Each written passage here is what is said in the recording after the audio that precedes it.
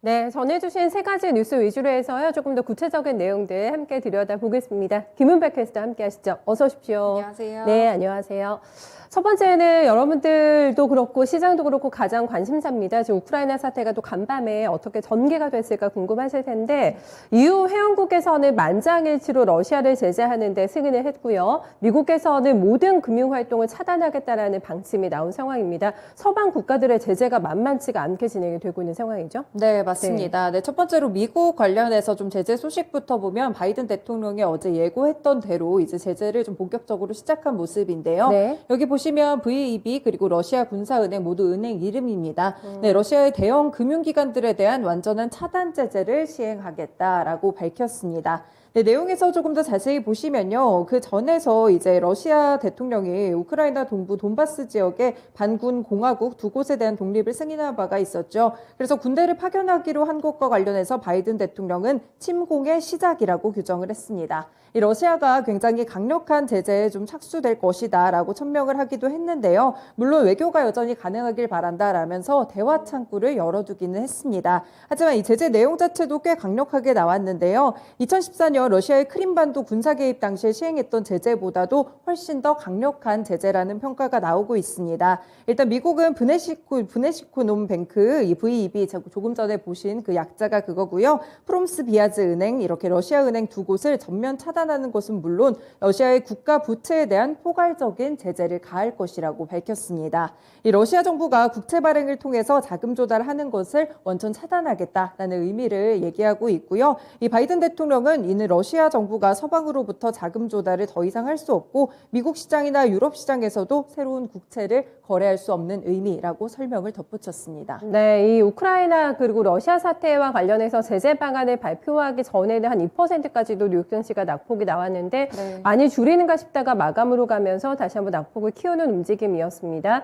결국에는 이 제재가 효과를 발휘하게 될 것인지 그리고 이제 기자회견 말미에 외교적인 그래도 우리가 아직까지 가능성을 열어놓고 네. 있겠다라는 멘트가 좀 나왔는데요. 어떻게 러시아 측에서의 또 전략이 그리고 이제 대응이 나오게 될지도 함께 지켜봐야 되겠습니다.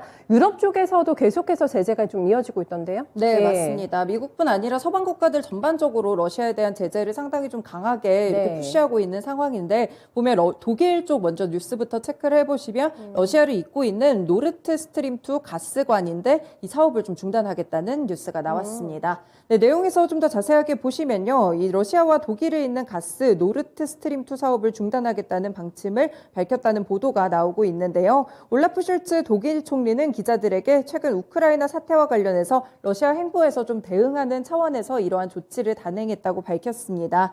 일단 노르트 스트림 2는 러시아에서 발트해 밑을 통과해서 독일 해안에 이르는 장장 1230km에 이르는 파이프라인입니다. 네, 결국에는 가스 쪽에서 다시 한번 어느 정도 압박이 가해지고 있다는 점도 특징이 되겠고요. 그리고 다음으로 영국 제재 소식도 함께 좀 체크를 해보시면요. 영국 쪽도 이 은행 5곳 그리고 재벌 3명에 대한 제재를 좀 본격적으로 가하게 된 모습입니다. 일단 영국에서는 이 푸틴 대통령의 최측근 기업인 3명을 제재하기로 한 것이고요. 보리스 존슨 영국 총리도 이날 하원에서 이들을 대상으로 영국 내 자산 동결 그리고 영국의 개인이나 기업과 거래 금지도 부과했고요. 입국 금지까지 이렇게 제재를 부과한다고 밝혔습니다.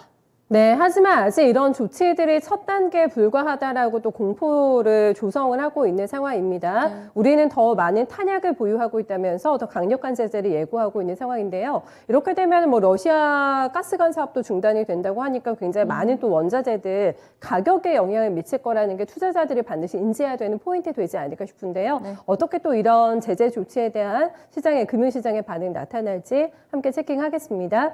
두 번째도 연장선상에서 볼 수가 있겠습니다. 유가가 좀 많이 걱정이 네. 되잖아요. 맞죠. 아무래도 네. 원유 수급에 빨간불이 들어오게 되면서 브렌트유가 7년 만에 최고치를 결국에는 찍었습니다. $100 갈 것 같죠, 분위기가? 네, 굉장히 그렇습니다. 네. 장중에도 좀 빠르게 움직이면서 결국 배럴당 $99.5 바로 $100 네. 선턱 밑까지 오르는 모습이었고요.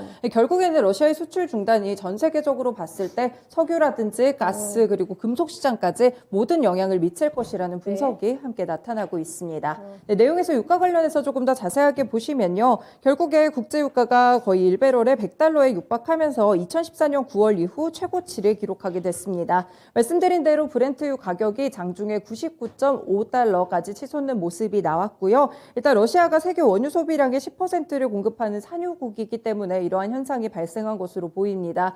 이 우크라이나 사태가 악화되고 경제 제재가 본격화되면 국제유가가 이제는 1배럴에 $100 이상도 충분히 오를 수 있다는 전망까지 나타나고 있습니다. 네. 이렇게 되면서 어떻게 또 전개가 될지를 봐야 될 것 같고, 여러 가지 뭐 자산 가격에 영향을 미치고 있는 상황인데, 네. 이것도 궁금합니다. 비트코인. 네, 네. 비트코인 가격에도 영향이 좀 많이 있는 것 같더라고요. 네, 어느 정도 예. 당연히 영향을 미쳤고요. 네. 위험 선호 자산 심리가 어느 정도 가라앉게 되면서 결국 이렇게 좀 비트코인 쪽에서도 마찬가지로 나왔는데요. 네, 이날 암호화폐 시장이 약간의 폭락세를 보여줬습니다. 일단 비트코인 같은 경우에도 좀 크게 5.95% 하락하는 장중에 좀 수치를 기록하기도 네. 했었고요. 이더리움도 마찬가지로 내려갔습니다. 그런데 그 비트코인이나 이더리움 이쪽의 낙폭도 큰 것은 마찬가지였지만 약간 소위 좀 작은 규모의 코인이라고 하죠. 이런 알트코인들이 훨씬 더 급락세를 보이는 모습이 장중에 관측이 됐습니다. 해당 코인으로는 위믹스나 스텔라, 루멘, 샌드박스, 사이클롭 등이 좀 하락하는 모습이었고요. 일단 비트코인 시장에 대한 전망 자체도 현재는 밝지 않은 상황입니다. 한겨울이라는 평가까지 나오게 되면서 결국에 지정학적 리스크가 이렇게 암호화폐 시장까지 흔드는 모습으로 관측되고 있습니다. 네.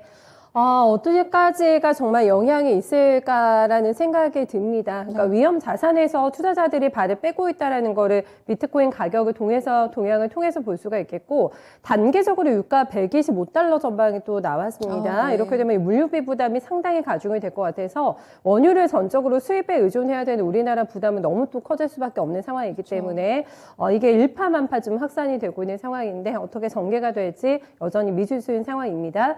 세 번째는 저희 머스크 CEO 얘기 조금 해보겠습니다. 네. 요즘에 주가도 안 좋은데 노이즈가 또 굉장히 많더라고요. 기업 관련해서요. 네, 맞죠. 예. 어제도 소개를 드렸는데 어제는 사실 자동차의 결함 관련 뉴스였다면 이번에는 머스크 좀 개인의 그런 뉴스입니다. 미국 증권거래위원회를 좀 고소하게 되면서 조사 중에 정보를 누설했다 이렇게 주장을 하고 네. 있거든요. 사실 공개적인 비판에 대한 보복이고 자유롭게 말할 권리를 침해했다라면서 굉장히 강한 스탠스로 저를 이야기하고 있습니다. 네. 네, 내용에서 좀 자세하게 어떤 일이 있었는지 보시면요. 일론 머스크가 이 자신에 관한 조사 정보를 누설했다는 이런 주장을 펼치고 있는데요. 미국 증권거래위원회를 고소를 한 것입니다. 이 공개적으로 이렇게 비판한데 보복으로 이렇게 SEC 측에서 이런 일을 저질렀다 이런 주장을 펼치고 있는데요. 네, 머스크의 변호사 알렉스 스피로는 이날 뉴욕 연방지방법원 판사 앨리스 네이선에게 보낸 편지를 통해서 의뢰인이 헌법상의 권리를 행사해 SEC를 공개적으로 비판하고 법원에 탄원서를 내자 결국에 이 증권거래위원회 쪽에서 보복을 하고자 이런 것이다라는 취지의 주장을 했습니다. 이 스피로 변호사는 그러나 SEC가 어떻게 조사를 했고 어떤 정보를 누구에게 누설했는지 이 부분에 대해서 구체적으로 밝히지는 않았습니다.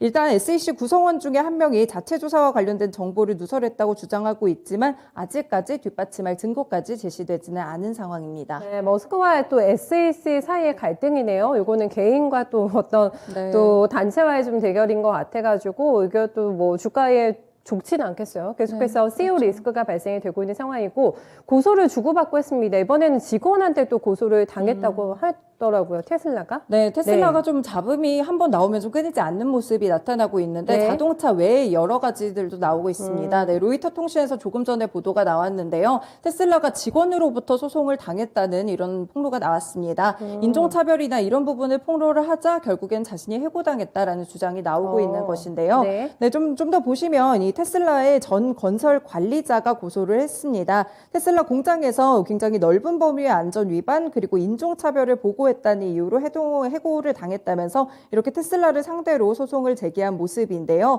아프리카계 미국인입니다. 마크 케이지는 엘로메다 카운티 고등법원에 제출한 소송에서 이 같은 내용을 주장을 했고요. 또 네바다주 이 테슬라 배터리 공장에서 대규모 폭발이 일어날 위험이 있는 안전 위반 그리고 심각한 업무상 부상을 공개한 회사의 조직적인 실패를 신고했다는 주장을 했습니다. 다만 일단은 나온 보도들이 조금 한정적이다 보니까 추가적으로 나오는 소식들 좀 더 확인해 보셔야 될 것 같습니다. 나왔습니다. 네, 얼마 전에는 또 머스크 CEO가 캐나다 총리를 히틀러에 비유하면서 굉장히 네. 거센 또 비판을 일기도 했는데 끊임없이 뭐 논란이 제기가 되면서 망신살이 뻗쳤다. 또 한쪽에서는 이런 좀 평가도 나오고 있는 상황인데 주가 움직임도 많이 불안하고요. 이런 뉴스를 체크하시면서 또 국내 관련된 주식들 많기 때문에 어떤 영향 미치게 될지도 함께 좀 저희 봐야 될 것 같아요. 뉴스는 여기까지 점검하겠습니다. 수고 많으셨어요. 맞습니다. 네, 세 가지 외신 뉴스 김은별 캐스터와 함께 살펴봤습니다.